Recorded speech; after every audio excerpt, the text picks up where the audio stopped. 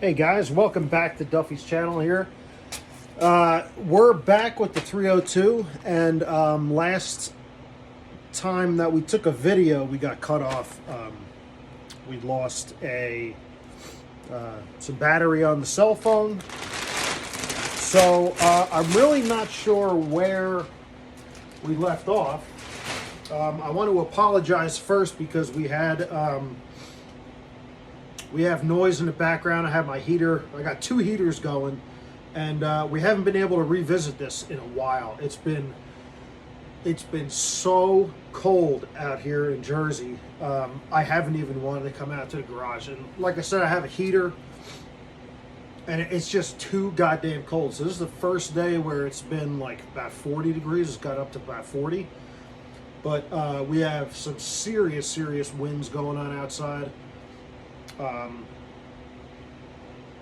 My wife had a little procedure today. I was able to take the day off to take her there. She's rested now. Everything's good to go.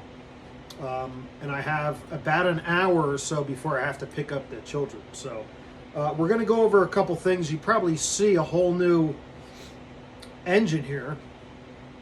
I threw the Dizzy in. I got the wires going.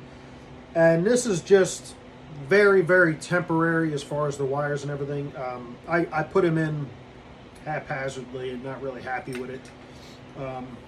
We don't have the coil pack yet. I'm still working on the front end. I have a bolt kit going on the water pump here.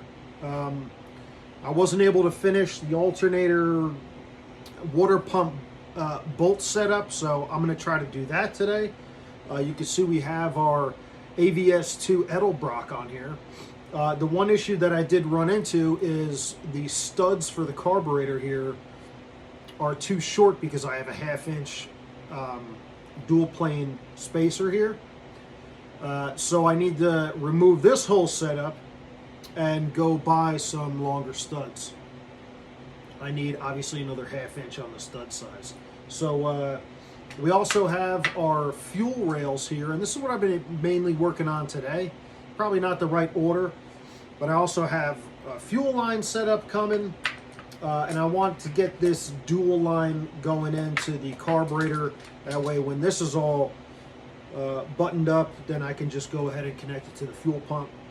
And the one thing I wanted to touch on, and something that I didn't think of, and I took my old oil pressure extension. This is about, I don't know, 3-inch extension. And it just goes into the block, and you would attach your oil pressure, to go to the gauge to tell you got low oil pressure. But in the engine startup process, I wanted to hook up one of these nice oil pressure gauges, because during the break-in, the first thing you want to do is put your tool in here, wind it up, try to get like 40-50 psi on your pressure gauge, and I can't do that without a pressure gauge. So I went ahead and I bought this extension, which has the sender and it has a pressure screw-in hole there, so I could put both the pressure gauge and the sensor and everything both in this extension that goes into the block. So I picked this up. I actually think I picked it up off Amazon, which is crazy. It was like 15 or 20 bucks. Nice heavy duty. So I'm going to throw that in, and then I'll be able to, attach all these gizmos to this, and then my pressure sender. With that being said, I have a PCV valve up front, and I have my breather here on the passenger side. I believe that's the correct way to do it. So I have just a standard PCV. Let's see what else. I think that might be about it.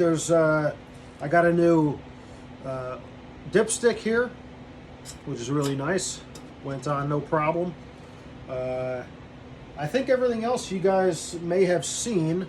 There's going to be another port here that I purchased. I don't know if I have it available right off the bat to show you guys, but I have that laying around here too for the heater core. So I'm going to take this plug out.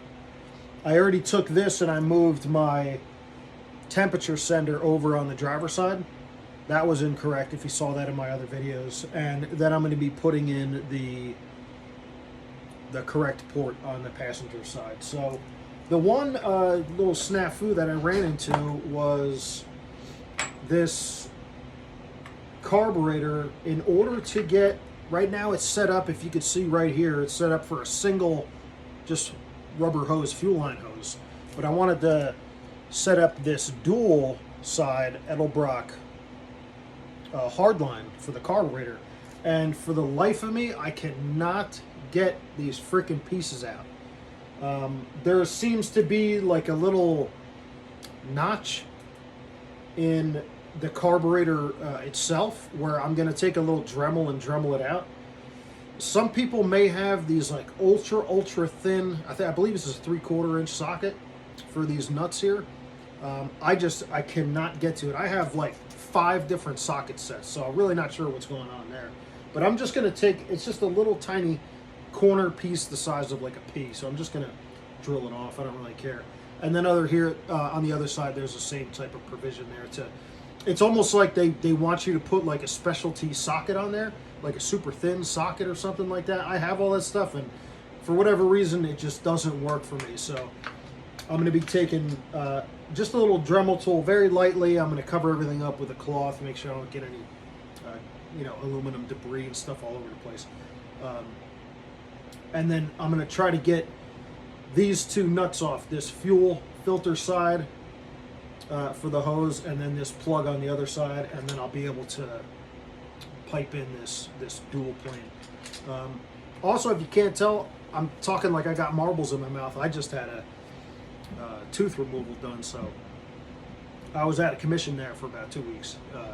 So a little delay on the videos, but I got a lot to try to get done.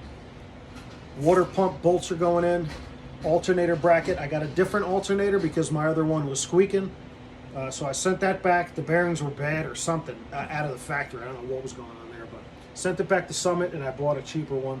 I'm going to throw that on the front. Dealing with the carb, the dual intake, the heater core piping, and then we're going to do this extension with for our oil pressure gauge. Going to get some longer studs, and we're going to take it from there. So I'm working on my editing skills, guys, but I just wanted to get back to you on part 2 of the intake manifold. Thankfully, I'm not going to have to remove it or anything like that, but it went on smoothly. Intake manifold is probably one of the more simple installs that you could do if you're following this whole engine build. I do appreciate it, but that one, you guys really didn't miss much at the end. Everything got torqued in that star pattern. I made sure I had good press out of the gasket material, that silicone gasket maker that I had put on the front and back sides. I did a little bit around the water jackets. Everything went on smoothly. And then once you do your initial startup, you're gonna have to go over everything again and make sure it's still torqued down to spec, especially after you do a few thousand miles in the car. So, because this is, it's still an engine that hasn't gotten up to operating temperatures. So, definitely once you're good to go, you're dropping this stuff in the car. You're gonna have to go over it again. So, but right now I'm looking into an AMSOIL break-in oil, high zinc content. I have a buddy who's got an AMSOIL account. Appreciate you, Mike. And he's going to hook me up with some nice AMSOIL for the break-in. We're still just kind of going back and forth on what's the correct one to be thrown in here for the initial startup. But I'm going to have to end up building myself like a little mini dash and get everything fired up. So that'll come, in the future, hopefully when it's a lot warmer outside. And I thank you guys for sticking around, and we will see you on the next one. Take it easy, guys.